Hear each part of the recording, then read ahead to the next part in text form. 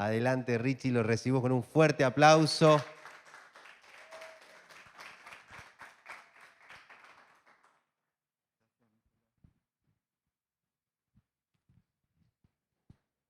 Buen día, Dios les bendiga a todos.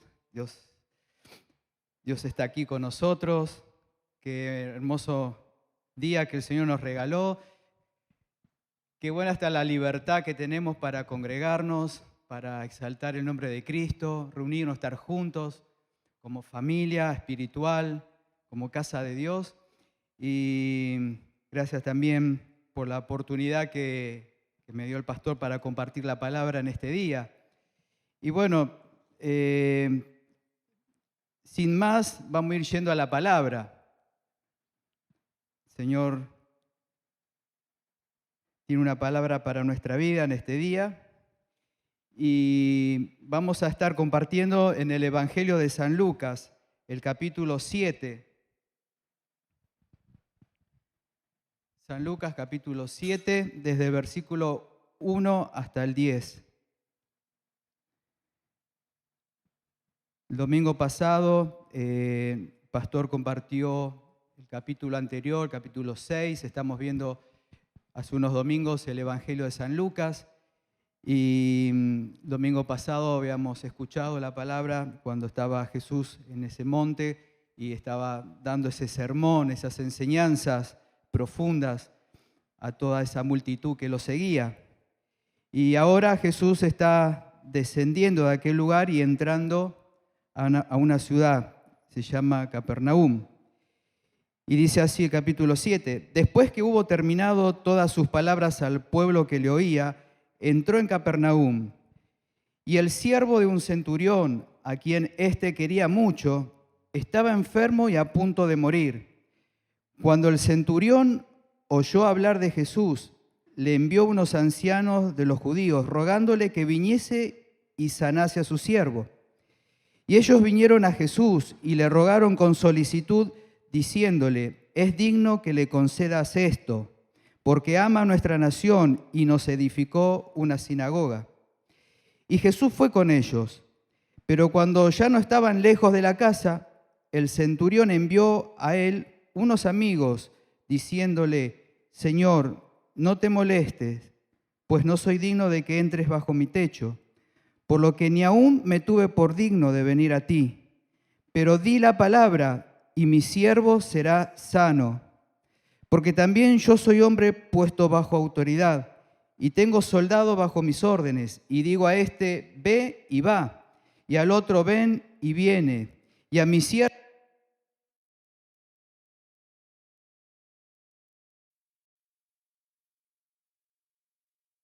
a su siervo enfermo, él ya no podía valerse de esa autoridad. Se dio cuenta que no podía darle una orden a la enfermedad de aquel siervo y se sanara. Y ahí este pasaje nos empieza a explicar un poco la situación. Este centurión era un capitán del ejército romano y centurión se le decía a aquellos que tenían a su cargo unos de 80 a 100 soldados. Y generalmente el centurión era una persona mal vista, porque una persona detestable, arrogante por su autoridad misma, ¿no?, que tenía. Pero en cambio este centurión era diferente. Era diferente porque él había sido influenciado por los mismos judíos ahí en Capernaum. Él estaba en Capernaum. Y él escuchó las palabras de Dios. Este centurión fue afectado por escuchar la palabra de Dios, escuchar los milagros que Dios hizo. Seguramente estaba tan interesado en escuchar del Dios que libertó al pueblo de Israel, que hizo cruzar el Mar Rojo y todos los milagros que ocurrieron en la historia de este pueblo, cómo Dios siempre se glorificó a través de este pueblo. Entonces, este hombre tenía otra actitud, a diferencia de los otros soldados. Muestra acá en la Biblia que él tenía un siervo y que él quería mucho a este siervo. Este siervo, tal vez para otro centurión, era alguien desechable, descartable. Bueno, se enfermó, no me sirve, lo tiro, me busco otro siervo. Pero él en su conciencia sabía que él no podía hacer esto. Y que seguramente por su influencia, como por su cargo público y todo, habrá usado contactos, habrá usado sus propios recursos, ¿no?, para poder buscar a un médico, pagarle algún tratamiento, algo. Pero nada de sus recursos y de su influencia pudo hacer algo. Él vio que su siervo estaba enfermo y todavía peor, a punto de morir. Ya estaba ahí jugado entre la vida y la muerte. Este centurión tuvo la dicha de escuchar hablar a Jesús. Dice en el versículo 3, cuando el centurión oyó hablar de Jesús, envió unos ancianos a buscarle y que le rogase que viniesen y sane a su siervo. Bendito aquel que ha pronunciado las palabras de Jesús, que ha hablado de Jesús, que Jesús es un Dios poderoso y que hace milagros. Y este centurión no dudó en mandarlo a llamar. Por medio de estos ancianos, estaba esperando que Jesús viniese a su casa y sane a su siervo. Y estos ancianos salieron en camino en buscar a Jesús, y cuando vinieron a Jesús le rogaron con solicitud, diciéndole, es digno que le concedas esto. Estos ancianos también le tenían en estima a este centurión, a este hombre. Pero de alguna manera le empezaban a dar las razones por la cual Jesús tenía que ir a sanarlo. Estaba diciendo que, mirá, él es una persona digna, él ama a nuestra nación, él nos hizo una sinagoga, nos construyó un templo. Pero Jesús, más que las razones que le estaban dando los ancianos, yo creo que Jesús decía, este centurión me mandó a llamar porque él cree en mí, él confía en mí y sabe que tengo el poder para sanar y hacer un milagro. Él sabía que, Jesús sabía que este centurión no lo mandaba a llamar por su propia influencia o por su cargo, sino Jesús sabía que este centurión lo mandó a llamar porque creía en el poder del milagro y que Jesús era poderoso. Y Jesús fue con ellos, pero cuando ya no estaba lejos de la casa, dice esta historia, que el centurión rápido, antes que llegue Jesús, manda a unos amigos y le dice que díganle a Jesús que no te molestes, Señor, pues no soy digno de que entres bajo mi techo, por lo que ni aún me tuve por digno de venir a ti.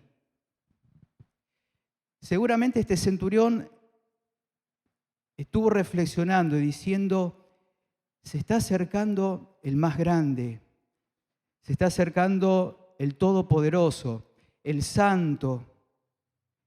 Yo no soy digno.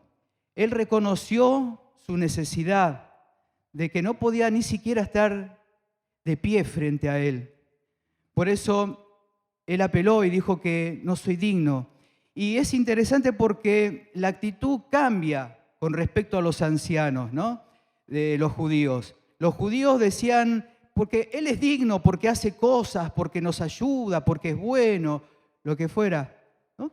Pero la actitud del centurión fue distinta. Dijo, no soy digno. Y esto me hacía recordar también el pasaje cuando un fariseo y un publicano fueron al templo a orar. Y el fariseo decía, ¿no?, en la oración, no soy como este, pecador, yo oro todos los días, ayuno tantas veces a la semana, doy todos mis diezmos, ¿no? En cambio, el publicano se golpeaba, ¿no?, y decía, sé propicio a mí, pecador. Reconocía su necesidad, reconocía que necesitaba la salvación. En cambio, el fariseo se justificaba, vivía justificándose. Por eso me hacía recordar un poco a la actitud, ¿no?, al corazón que tenía el publicano y de este centurión. La misma actitud, reconocerse pecador. Pero lo que le estaba por ocurrir a Jesús, el asombro que le estaba por ocurrir a Jesús, era aún mayor cuando este centurión le dice lo siguiente. Le dice: por lo que ni aún me tuve por digno de venir a ti, pero di la palabra y mi siervo será sano. Porque también yo soy hombre puesto bajo autoridad y tengo soldado bajo mis órdenes. Y digo a este: ve y va, y al otro: ven y viene, y a mi siervo: haz esto, y lo hace. El asombro de Jesús frente a esta declaración del centurión. Que el centurión había entendido cómo funciona lo espiritual mirando cómo funciona en el plano natural. Él entendía de que él tenía autoridad, el centurión. Claro, él recibió la autoridad de parte del emperador y tenía a su cargo los hombres y él daba las órdenes y las cosas se hacían. Y él entendió y vio que Jesús también tenía autoridad, pero no cualquier autoridad, sino la autoridad de Dios. Él entendió que también decía: tú también tienes el poder de hablar y ser obedecido. Lo que yo no puedo hacer, tú lo puedes hacer, Jesús. Tú tienes la autoridad, tú tienes el poder. Los discípulos en una oportunidad estaban navegando con el maestro y se desata una tormenta y empiezan como a hundirse. Claro, había vientos, olas, todo. Jesús durmiendo. Y ellos asustados lo despiertan y Jesús se levanta y ¿qué hace? Le habla a la tormenta y le dice: calla, enmudece. Y los discípulos no entendieron lo que había entendido este centurión. Los discípulos estaban diciendo: ¿quién es este que aún el mar y los vientos le obedecen? En cambio, el centurión sabía que a Jesús todo se le obedecía, porque tenía toda autoridad. Por eso, al oír esto, Jesús se maravilló de él y le dijo a la gente, decía: os digo que ni aún en Israel he hallado tanta fe. Esto es lo que le impactó a Jesús. Esto es lo que destacó Jesús de este centurión. A Jesús no le impresionó su cargo, a Jesús no le impresionó todas aquellas cosas buenas que él podía haber hecho. Él podía haber tenido una lista larga, como dijo Nicolás, podía traer un currículum, pero a Jesús le impresionó su fe. Jesús se maravilló y dijo que ni siquiera en Israel he hallado tanta fe. ¿Y cuál era el secreto? Era tan sencillo como confiar en Jesucristo, poner toda su confianza en Él. Es muy interesante que en todo el relato que estuvimos viendo, en ningún momento el centurión estuvo cara a cara con Jesús. En ningún momento dice la historia que este centurión se encontró con Jesús. El centurión no lo ve a Jesús cara a cara, solamente cree y confía. Y aunque no lo haya podido ver, aunque no lo vio a Jesús, por la fe pudo tener la plena confianza que contaba con su ayuda, con su milagro. Y es lo mismo como nos pasa a nosotros hoy. Nadie de nosotros ha visto a Jesús. Ninguno lo ha podido ver. Por eso es exactamente lo que pasa con nosotros. No vemos a Jesús, nunca lo hemos podido ver, pero por la fe sabemos que siempre contamos con su presencia. Por la fe sabemos que Él siempre está con nosotros. Por la fe sabemos que Él responde a nuestras oraciones, a nuestro clamor, cuando acudimos a Él, cuando le buscamos, por la fe. Por eso el centurión se ha convertido en un ejemplo de fe para nuestra vida, un ejemplo a seguir.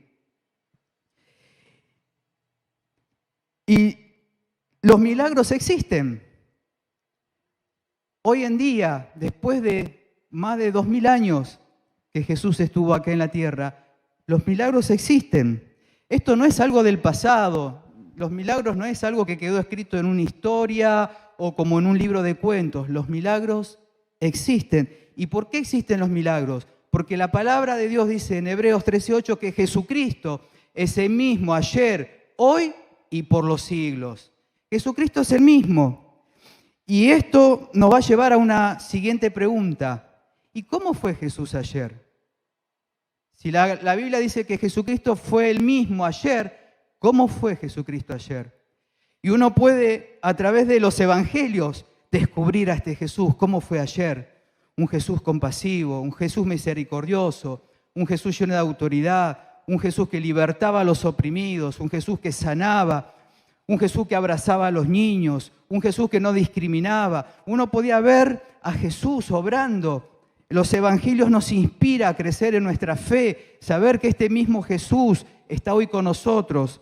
Y no solamente en los evangelios podemos ver cómo era Jesús ayer, nuestras propias experiencias podemos ver que Jesús estuvo con nosotros.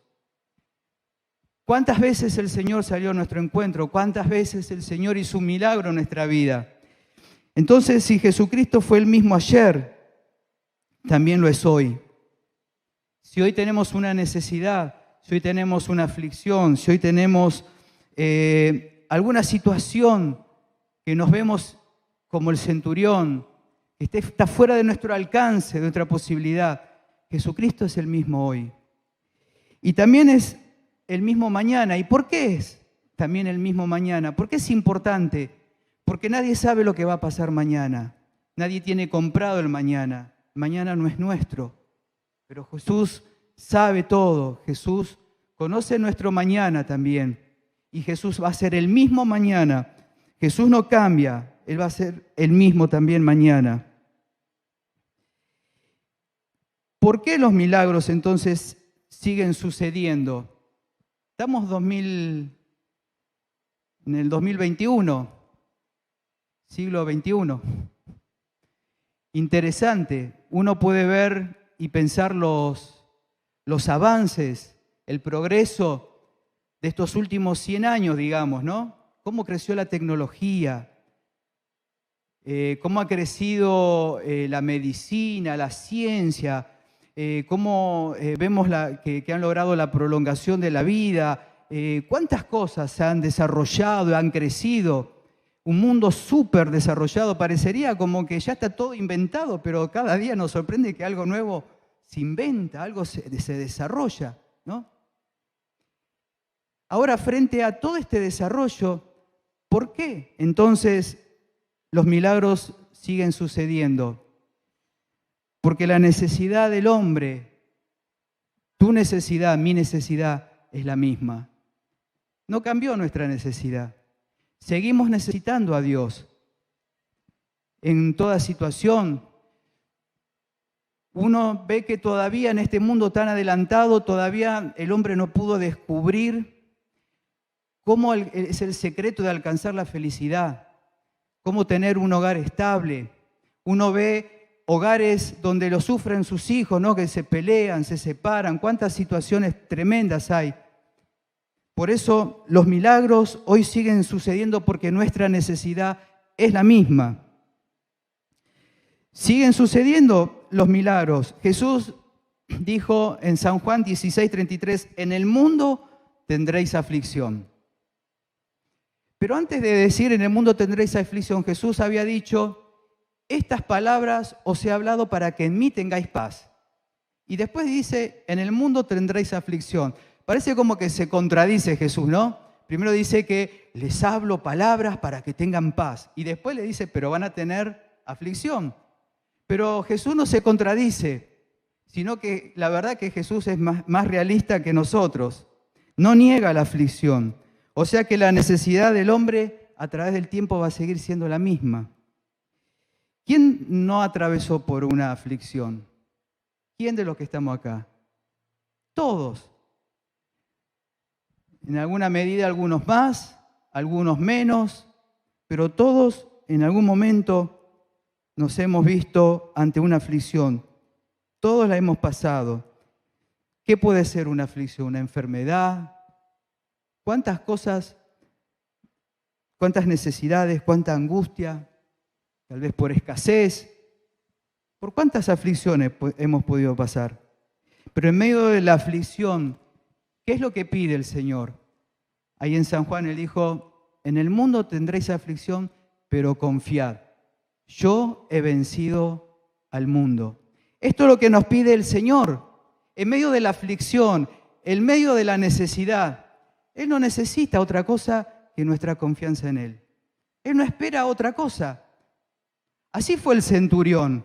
El centurión no fue en nombre de su título, en nombre de todo lo que él hacía. Los religiosos sí le querían mostrar a Jesús que él se lo merecía. Pero Jesús no mira eso, mira nuestro corazón, nuestra necesidad y sale a nuestro encuentro. Confiad, yo he vencido el mundo. No lo vamos a impresionar con nada. Así como el centurión, podamos nosotros solamente confiar en Él. ¿Por qué el Señor nos invita a confiar en Él? ¿Por qué nos pide esa confianza? Porque Él no cambia. Porque Jesús no cambia. Dice, seguí confiando en mí. Yo no te voy a defraudar. Bueno, es una palabra. Yo no te voy a defraudar. Yo voy a estar contigo. Confía en mí, yo no cambio. Y Jesús puede decir estas palabras, porque realmente Jesús no cambia. El mundo cambia, uno ve constantemente, ¿no?, cómo el mundo cambia, que parece a veces que todas las cosas están seguras, pero de repente vemos un mundo cambiante, inestable. Todo cambia, pero Dios no cambia. Jesucristo es el mismo, ayer, hoy y por los siglos. Por eso el Señor nos invita una vez más a confiar en Él. Las aflicciones pueden venir, o tal vez ya han venido. Capaz estamos pasando por alguna aflicción, pero Jesús dijo, yo he vencido al mundo. Yo he vencido al mundo. Por un momento, imagínese usted todo lo que opera en el mundo, todo lo que opera en el mundo. Jesús dijo, todo eso lo que vos te imaginás, lo que opera en el mundo, yo lo he vencido. Yo he vencido al mundo. Jesús dice, yo lo vencí en la cruz del Calvario. Vencí tus desánimos, vencí tus desalientos, vencí tu tristeza, vencí tu enfermedad, vencí tu angustia, vencí las enfermedades, vencí el cáncer, vencí las adicciones, vencí hasta la misma muerte. Todas las maldiciones las he cargado y llevado a la cruz. Por eso Jesús hoy nos puede decir, yo he vencido al mundo, por eso confía en mí. Podamos en este día, en esta mañana, mirar el ejemplo de este centurión. Él vio a un Dios con autoridad. Le dijo, di la palabra, y mi siervo será sano. Solamente eso. Por eso en esta mañana, yo no sé cuál pueda ser tu necesidad, tu aflicción. Tal vez no es la tuya, tal vez es la de alguien que amás, que querés, que tenés presente en tu corazón. Podamos decir, como este centurión, di la palabra sobre esa aflicción, Señor, di la palabra sobre esa necesidad, di la palabra sobre mi necesidad. Señor, necesito esa palabra. Por eso yo le invito en este momento a ponerse de pie. Vamos a buscar a este Jesús que sigue haciendo milagros. Dios sigue haciendo milagros.